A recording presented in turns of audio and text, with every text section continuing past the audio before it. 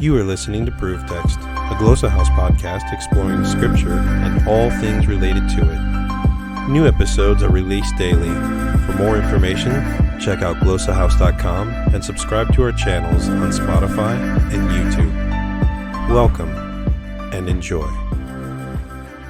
Don't you think it was bad luck to meet so many lions? Said Shasta. There was only one lion, said the voice. What on earth do you mean? I've just told you that there were at least two the first night, and there was only one. But he was swift of foot. How do you know? I was the lion. And as Shasta gaped with open mouth and said nothing, the voice continued. I was the lion who forced you to join with Aravis. I was the cat who comforted you among the houses of the dead. I was the lion who drove the jackals from you while you slept. I was the lion who gave the horses the new strength of fear for the last mile so that you could reach King Loon in time. And I was the lion you do not remember who pushed the boat in which you lay, a child near death, so that it came to shore where a man sat, wakeful at midnight, to receive you. Then it was you who wounded Aravis? It was I. But what for? Child, said the voice, I am telling you your story, not hers. I tell no one any story but his own.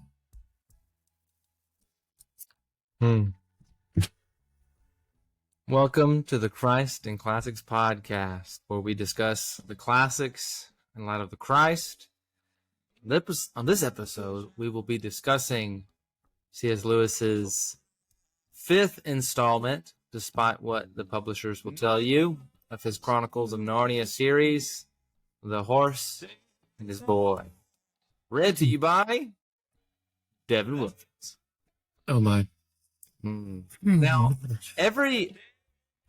most people that I talk with about the Chronicles will say that The Horse and His Boy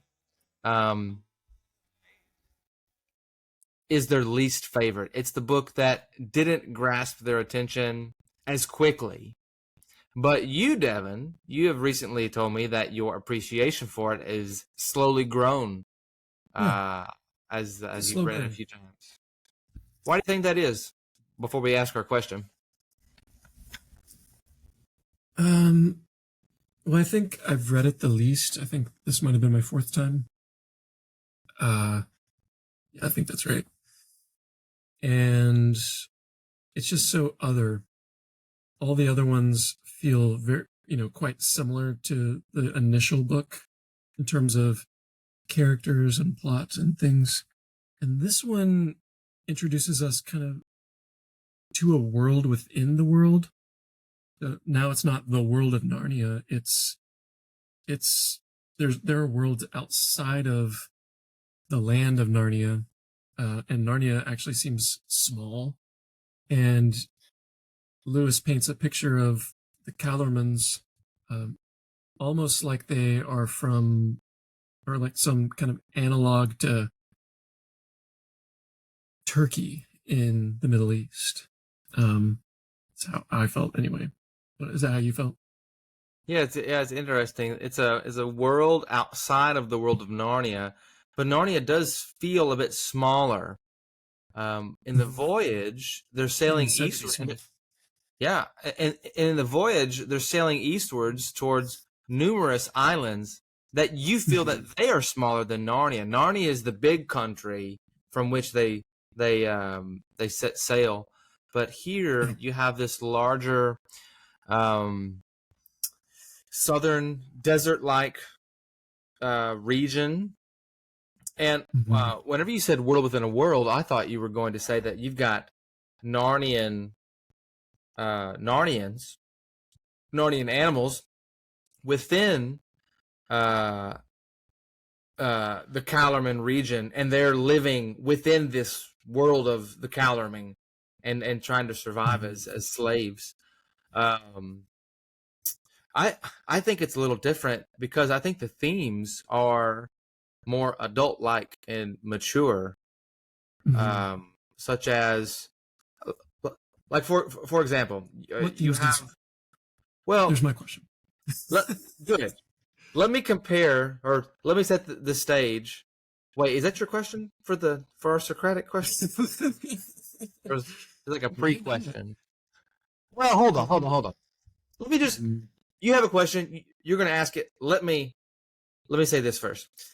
The other books have really clear, and obvious, traditional perhaps, good guys versus bad guys, heroes and villains. Yeah. And even though there are villains here in The Horse and His Boy, the villains are doing very mundane, mature, adult-like things that you would find happening today, such as Battle. military strategic Commerce. planning to take over Yeah. a region, trading with money, even arranged marriages, and political. Yeah. I'm just going to interject. Did you notice, as somebody who's been trying to track Susan through this go-around, you yourself, did you notice the reference in this book? I'm not going to be able to find it because I was listening to it this go-around, but she's referred to as, like, she stays in Narnia and doesn't go to the north to fight the giants because she's not like Lucy, who's engages like a boy, but she's more like a grown-up. Yeah. Susan is She almost gets married. It'd be worth the study, the real deep study, to dig through other sources of Lewis to figure out what he thought about Susan, why he wrote her in the way he has written her in. She's going to come back in the last battle, and it'll be kind of a sad scene. But I think for those reasons that I just mentioned, that The Horse and His Boy is the last word. Right. I think for those reasons, it's more of a slow burn than the other ones. Yeah. So it's definitely going to agreed. appeal more toward an older reader, or perhaps a more mature reader than, say, perhaps the 7 or 8 year old boy. Or maybe I'm just setting the bar too low for 7 or 8 year old boys and girls. But they can handle it. I've read it to my kids. Oh, of course. It's definitely. As far as their enjoyment, there are harder words to read. I mean, the names are a little harder. And there, yeah, you're right. There's a little bit less of the fantastical, and more of real conflict, but kind of mundane conflict. Yeah. All right, Devin, kick us off. You're gonna ask us a great question, and I'm going to listen to you answer it. Yeah. Okay. Is that how this discussion works? I have 2 questions actually. Sorry. Oh, and it's okay because we might not get a lot out of them anyway. I did really enjoy it this go around, and one reason is because I think I told you as I was starting this go around, based on my reading of our last book, the Silverchair, I realized after our conversation with this in the Silverchair that the silver, the I don't know if you'd say color of the moon, but like it's associated with the moon, silver. Mm-hmm. It is everywhere in that book associated with hope. And so even the silver chair itself, you would think, how's that hope? He's chained or tied down to this chair and goes crazy. How is that hope? But those are the only moments that he's actually sane. He's himself. And then he goes back to being, enchanted by the evil witch lady. And when he's freed from the chair as a sane man, then they hack the snake apart, and the world becomes disenchanted from the evil, and they begin to escape. So that is what led me to say, okay, I know this book is the Mercury book, or Hermes book. Hermes is the messenger god. And so as I was listening, I was trying to think, okay, where do mercurial themes show up? I'm not looking at the Planet Narnia book to to do this. It was just my own. We love you, Dr. Ward. But I didn't look at it for this. I was just trying to listen. And so my main question is, does hope kind of correspond to the mercurial themes in the Horse and His Boy? That's my first question. And my second question has to do with, or maybe it's a question that could go along with it, but it has to do with the appearances of Aslan. Because he shows up a good amount, as the passage we read at the beginning refers to. Okay, explain to me first what's in your mind whenever you think about these mercurial themes. What tidbits of evidence do you see in the text that's leading you to that? Even to that question. Uh-huh. Yeah. So, just generally, Mercury or Hermes is the messenger god. He also, I think, transports people to the land of the dead, and he's associated with trickery and commerce.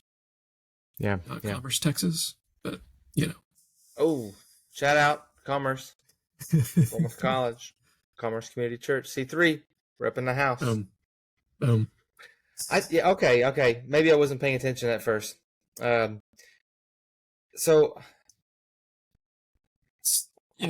Initially you have a slave boy,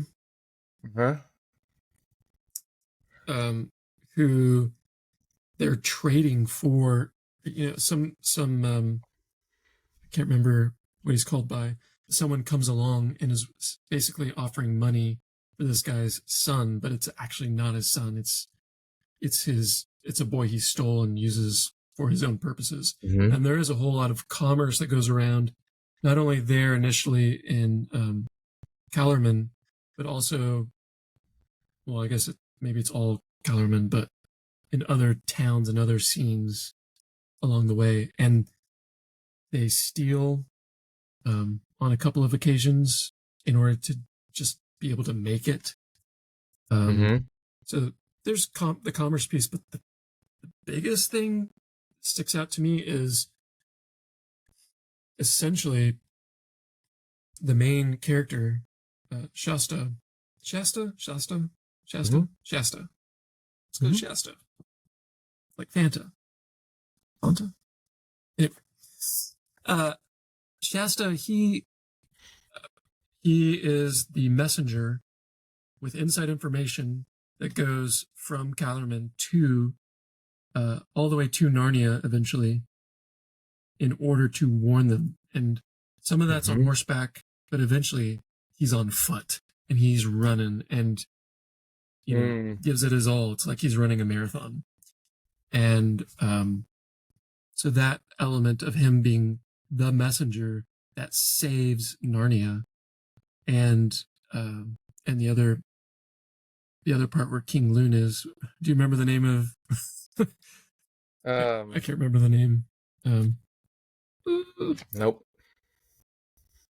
No, I think you're onto something. There's the Calormen are portrayed in this book, and real briefly at the beginning of the Voyage of the Dawn Treader, and especially when we get to the last battle, as a greedy people, greedy for gain, and power. Capitalists. And you see that immediately here with Shasta's father, so called, and who who asked for 70 I don't know, 70 pieces of of the Calorman currency, but Shasta knew that he'd be willing to go for less. It just may take a while to barter. There are aspects of trickery you mentioned with Bree and the horse. I mean, that was my first thought, because Bree's a talking horse, He's hidden and his identity. yeah, and he does a good job of it as well. A few times, Lewis calls him wise for holding his tongue, hiding his identity. Can we see trickery within Aslan? Yeah, I think we so. see him. We see him first as multiple lions, or so it seems, and we see him again as a cat, and we see him again. Both of Okay. Yeah. Nope. Go ahead. No, go ahead. Go ahead. Well, I was just thinking, both of those. I mean, you could pitch it as trickery because it's not as it seems. But I don't know if you could say it much more than that. But what is happening there, as come to find out later, is he's protecting. So he with the multiple lions element, he's keeping them from going off the edge. Maybe that happens a couple times. Maybe that's the second time. He keeps them moving when they could have, stopped for rest, for their good. He comforts Shasta in the graveyard when otherwise he would have been terrified. And it's just the cat. The cat's a comfort to him. So it's interesting how he even and he injures. He injures. He does. As a way to protect and support the crew. Yeah. To push them forward. Yeah, how does the injuring can you tease that out a little bit? How does that work for good? I mean, ultimately, protection. I guess it's not necessarily an immediate protect. Well, I mean, it's always Aslan. Aslan injures, and it sets up the stage for a lesson he's going to teach at the end of the book. I can read the passage. Yeah, I left my copy at school, unfortunately. Ugh. Here, how about I read this and then we can go off of it. Boom. It was I who wounded you, said Aslan. I'm the only lion you met in all your journeyings. Do you know why I tore you? No, sir. The scratches on your back, tear for tear, throb for throb, blood for blood, were equal to the stripes laid on the back of your stepmother's slave because of the drugged sleep you cast upon her. You need to know what it felt like. Yes, sir. Please, ask on, my dear. Will any more harm come to her by what I did? Child, said the lion, I'm telling you your story, not hers. No one has told any story but their own. And he shook his head and spoke in a lighter voice. Be merry, little ones. So like the injury doesn't serve any sort of immediate protection, but it does serve as a means of teaching for Avaris by Aslan, Mm-hmm. to remind her that she ought to be thinking of those. She ought to be thinking of others and not just herself. Mm-hmm. But it is the lion. It is the lion who scratched her. Mm-hmm. And if the lion, who is good, he's not safe, but he is good, the beaver says in the Lion of the That's right. Witch. That's right. If he's the one scratching you, then it's for good that he's scratching you, especially if he loves you. Yeah. Yeah. He's not there to harm you in an ultimate sense. And Yeah. so with seeing the multiple lions at first, he's like guiding them, if you will. He's comforting as a cat, and he's injuring as a I don't know, as a mentor, as a discipler, Mm-hmm. Teacher. as a caring teacher. Yeah. Yeah. Yeah. And her character, it's not as bad as Eustace, but I mean, both she and Shasta, and to some degree the horse as well, they all struggle with. There's growth among Mm-hmm. each of them, and Aslan. I think in large part his showing up not only pushes the narrative along, but also grows each character in significant ways. As we looked in the silver chair last week, we saw that human failings, God works those together, or Aslan works those together for the good, providentially. And here, human failings are not so much the main thing. It is much more. They're on a journey. There's a lot of unknowns, a whole lot of unknowns. They don't know who they are. They don't know if they're going to be accepted wherever they arrive, but they do know. They do know that they are harmed, or at least in this instance, you see some kind of judgment. Mm-hmm. Sorry, judgment. No, it doesn't seem like it's judgment, but it's discipline. The Lord disciplines those whom He loves, and I think that's it's still safe.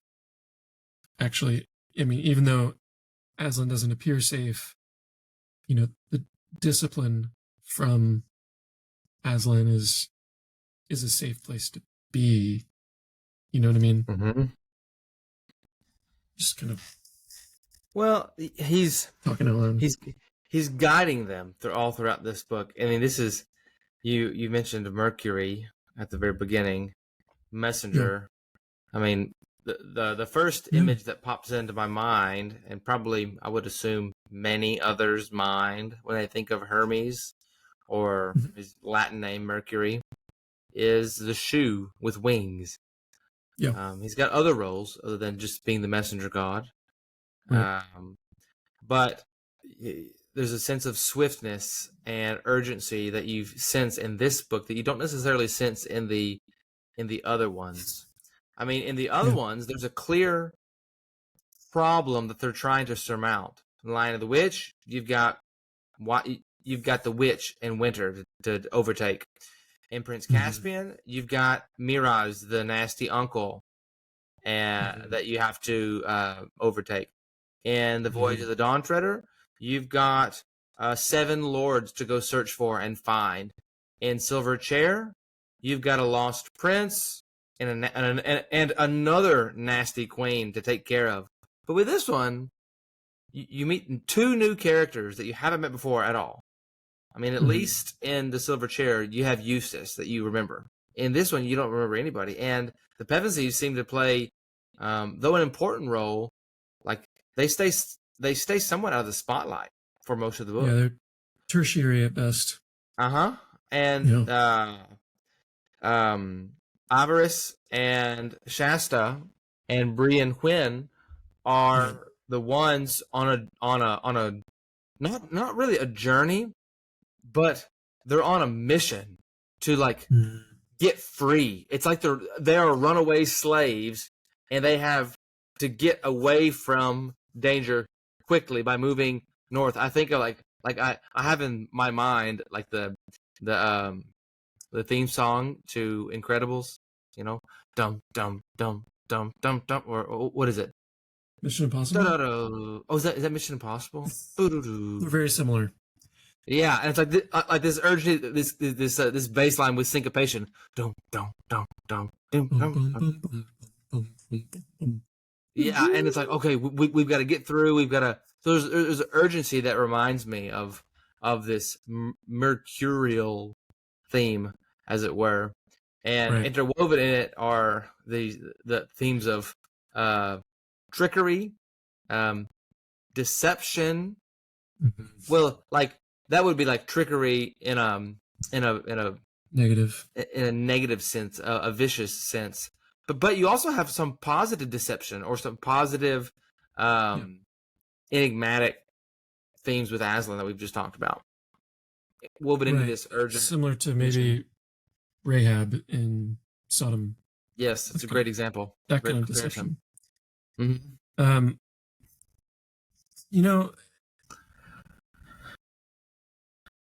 I'm thinking, so admittedly, when I first listened to it this go around, I was thinking Shasta is the chief mercurial figure.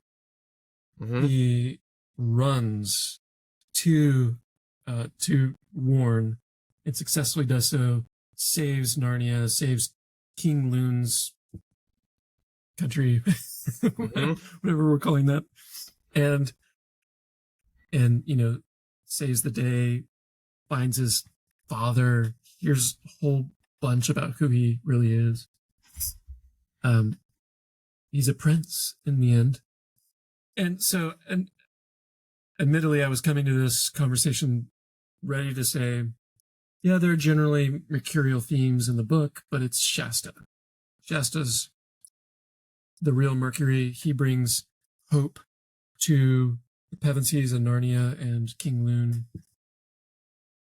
But actually, the longer you were talking, the more I realized that opening passage we read, and coupled with what you were just saying, Aslan pushes them along the whole way, and the speed at which the story goes is all because throughout the story they're scared of lions, left and right and behind, and almost the whole way through they're frightened of lions until you get toward the end and Aslan reveals, it was me. I was the lion. I was the lion, I was the lion, I was the lion. And this little things are going off in my head, because before I was thinking, all right, the lunar images represent hope. And here, Aslan himself is the representation of Mercury, right? They don't move unless he makes them, unless he prods them on. He's the Mercury. Boom. And yet at the same time, he is Christ. Now, one might say that asserting this is a false move, or it's a wrong step. Pagan. How can you say that Aslan is both a Roman pagan and Greek god, and yet the God, Christ, the providential God who guides all things?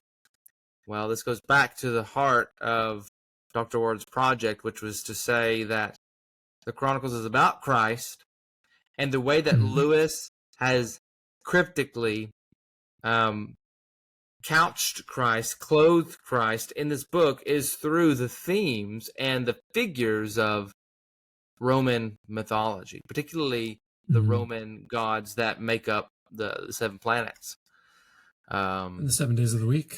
We use them every day. Yeah. And fascinating. What's fascinating? Well, there's a few things in my mind right now. Let me just choose one. It's just the first one is in the moment in moments of our lives, we can be so scared. We can be so filled with uncertainty and despair. And yet, those very moments are being guided unbeknownst to us. And we're like Shasta and Avaris, who have no idea how to make it through. And it's not until later where Aslan reveals. And so they can now look back upon everything that they had just experienced and say, remember that night when we saw all those lions? We were so terrified. Man, we weren't in trouble at all. Aslan was right there. And so we can look back in moments in our lives when we think, oh man, remember when I went through that? How awful that was, and how I thought life was just never going to get any better. Yeah. Now I see, looking back, God was there the entire time. And so this time with The Horse and His Boy, the theme of providence and the lion guiding all the events really stuck with me. Yeah. So that's one thing that I find fascinating. Yeah, and there is also kind of again, we talked about this with the last book, but here, once again, a Joseph kind of motif, because when they find out that Shasta's name is actually Kor, and he was an abducted twin of the prince of Archenland,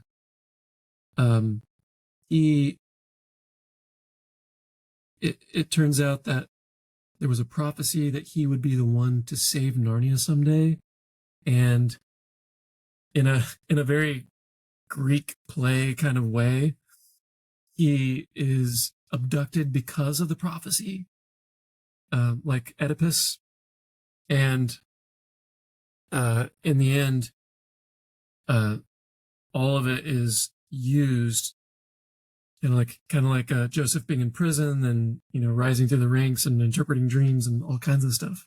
Sold into slavery first. All of them play a part in him,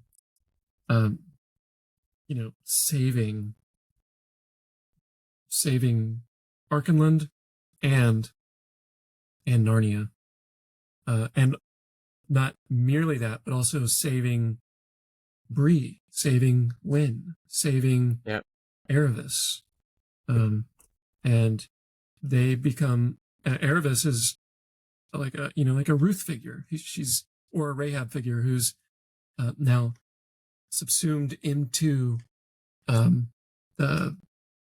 Commonwealth. So there's beauty in the ways that Aslan at the end comes back and says, all the things, even before you have memory, I intended for your good, and not only yours, but for many others. And the Lord works in the same ways. That's not nearly as insightful as what you just said, though, because you were saying that your own, in terms of application, your own, that all the times when we're afraid, or even maybe afraid that we've failed, I was the lion. You know, Aslan is there. And God's providential hand guides all of our lives, and but yet not all of our lives in the same way, and we don't need to know how He's guiding others' lives in some really specific ways. And this time around too, I was also struck by Aslan's words to Avaris toward there at the end, and you just read it earlier, where he basically says, "Child, you don't need to know what I've done for others." He says similar things in previous books. Your story, not theirs. Yes, and this is his story, but his own. Yeah, this is really helpful. It's been really helpful for me. Like, also, God works in my life in ways that He's not working in yours. And so, like, what am I trying to say? It's really helpful whenever you're confused about a certain aspect of, say, a friendship or relationship, where the other person is there's a whole host of things I can think of where the other person perhaps isn't oh gosh, let me just give a practical example. Let's just say you've got a friend and you all have been walking together in some sort of accountability relationship, and this person is really struggling with some sin. We'll just say he gets really angry with his spouse, and he's struggling with that, and he's openly confessing that sin to you, but he's just not moving along. Like you've talked about it, you've prayed, you've talked about practical strategies, you've memorized scripture together, but he's just still not doing it. And so, like, for me, like, at that point, I'm not thinking of anybody in particular, just making that up. Yeah. Like, it's like, well, God is working in that person's life in a way that you may not understand, but you can still trust that He's there. And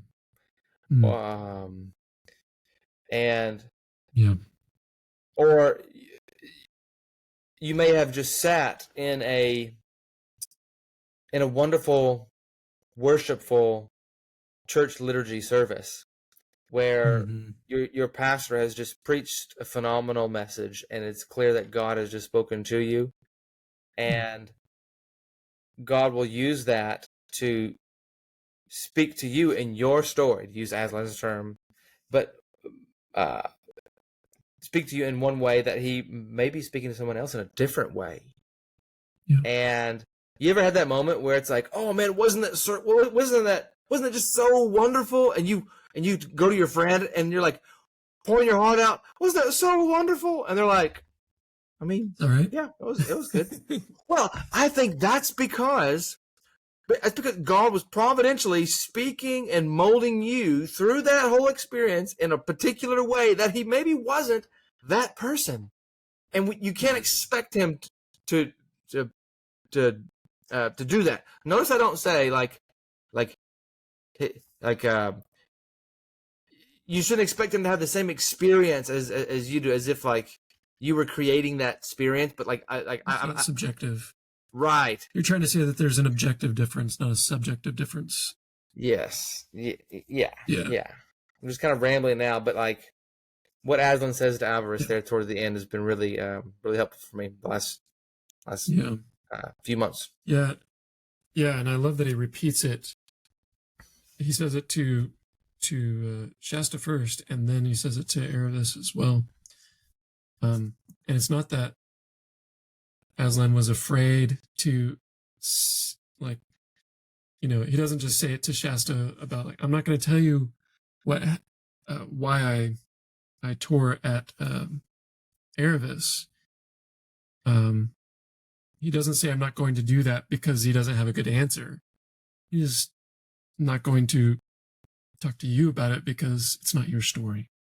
Yeah, I'm working uniquely in her life, and I'm working uniquely in yours. And my providence is tailor-made for everyone. Yeah. Yeah. And Just a huge comfort. yeah, it is. It is. It doesn't necessarily mean we don't share what God is doing in our lives, or that Right. it just means that sometimes it's better for you not to know. And even perhaps it's better for us not to even share. Like if if God has worked with us in a certain way, it's sometimes I would be willing to wager it's better to leave that experience, if you will, like between you and the Lord, and treasure it in your heart, similar to the way Mary treasured things and say treasured moments of Jesus's upbringing in her heart as he was raised up. Um, Yeah. Yeah. I mean, perhaps. So, Yeah. There's um, I wouldn't call it a rule by any stretch. There's a lot of room for testifying to edify the people of God, But yeah, I think I agree that there's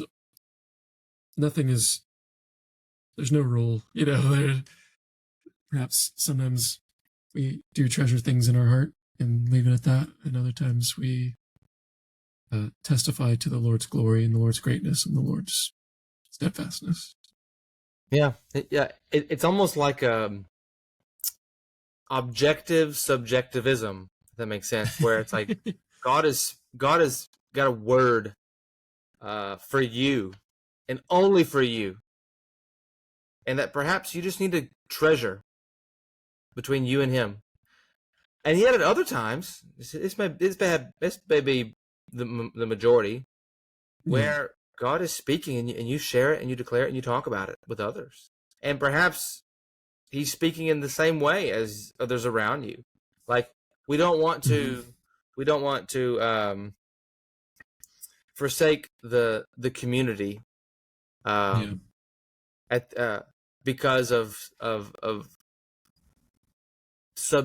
this objective subjectivism, like meaning that God speaks to you personally, which is true, but he also speaks to us all primarily through the Holy Scriptures when they're preached and taught and read aloud. And so we're not isolated Christians with our Bibles only, but we don't ignore the fact that God speaks to you in isolation at times, a lot of the time. Yeah. Yeah, I would wager that probably, like you said, the majority of our encouragement that we receive from the Lord is meant to be shared. It's probably going to be, like the majority of what the Lord does in my life is intended to build up a brother or sister around me. And strangely, I might share the particulars of how that's encouraged me, and it might encourage or challenge somebody else uniquely. You know what I mean? So it's like they're not encouraged or challenged in the same way, but true God meets them based on my, God's kindness, faithfulness to share. He uses that in a different way for them. I don't think it's, and I've heard that before,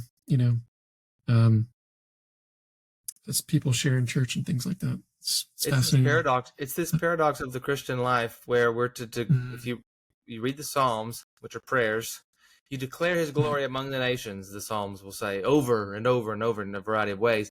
But yet, there's a place for praying alone in your closet where nobody's listening except for the Lord. And wisdom will tell you, God will tell you when and where and how that's appropriate. And so... Yeah, I totally agree. Would, instead of objective subjectivism... Yeah, it's not my favorite. What about something more like private objectivism or something?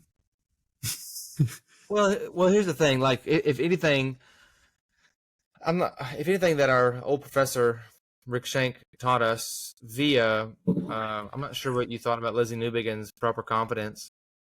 There's a real place. There's a real place for the subjective nature of our existence. There are objective truths that make up the cosmos.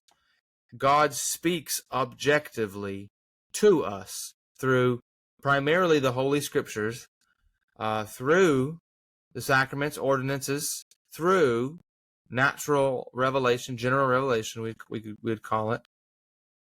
Yep. And yet we receive that communication as a subject, subjectively. And we respond to it in ways, and it lands on us in ways that it doesn't others for a variety of different reasons. And private objectivism, yeah, scratch it. Well, I'm not even so sure about objective subjectivism either. Anyways, we're getting really philosophical and wordy. Anyways, we're just, all that to say is Aslan says to Avaris, that's her story, not your story. And since she says, that's none of your business.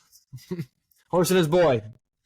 Yeah, Colton, you said this was one of the harder books for you. You said that at the start. Yes. Here. Yep. And on the back end of this conversation, is there any more affection for the horse and his boy than you had before, or you about the same spot?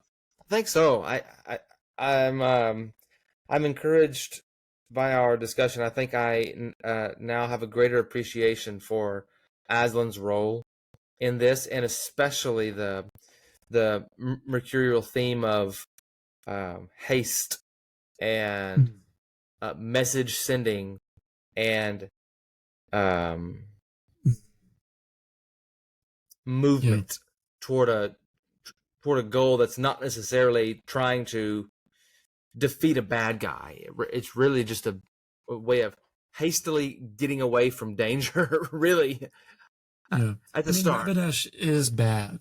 I mean, yes. There are bad guys, but they're just not. They're not like like the witch in the first book. So I think in the Voyage of the Dawn Treader, there's a lot of movement, and there's not a lot of villainy. There's some, but not a lot. There's a clear goal toward which they're striving. Get the 7 lords. Oh yes, like, but not known. Right. And here they kind of just stumble. They're just trying to get out of slavery, and they just stumble upon these problems that need to be solved with Arkenland and Susan and whatnot. They seemingly stumble. I think what the difference is in the voyage, as you said, there's a known end in mind. In this one, there's a known end in mind. They just they're not clued in. Yeah. So Aslan is pushing them along. And man, I love how Aslan is the Mercury. That's Lewis, you've done it again. I didn't see it until talking with Colton. Well, I don't. Yeah. Well, man, that was good. Next up is it's another crowd favorite. The two crowd favorites are the Lion of the Witch and the Magician's Nephew, and the reasons for that I would be willing to wager are because of the faulty publication orders. But maybe, but this one was my favorite. This one was my favorite before. I didn't read Silverchair for a while, and this one was my favorite initially for a while because we'll save that. It's a teaser. So all 25 of you, hang on. Yeah, I think we got 25 solid listeners. That's Yeah, okay. 20. 20. All 20 of you. Sweet. I'm just having a good time. The shack. Mm-hmm. Hey, we'll throw a pizza party if we get up to 50 listeners. You can't do online pizza party. It's like bring your own pizza to the live chat. We could give away. We could just do a live chat sometime, Colton. We could say, I guess we could, couldn't we? Any of our listeners, we're going to be on YouTube. We're going to record live, and we're going to put up questions, and we don't have any answers. Hey, that could work. Actually, something sounds pretty bad.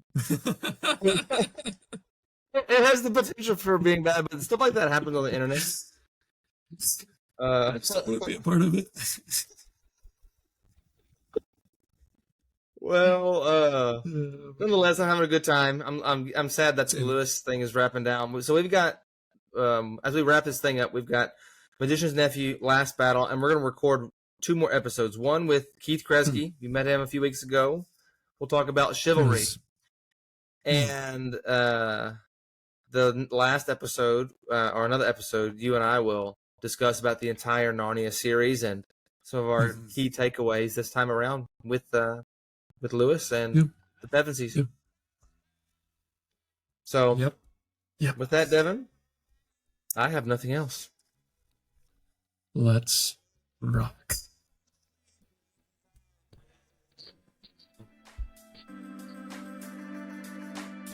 Interested in growing your ancient language skills but not sure where to start? Glossa House can help.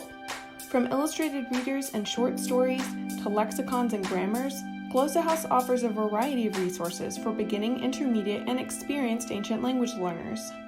Head to glossahouse.com today. Glossa House, language resources for the global community.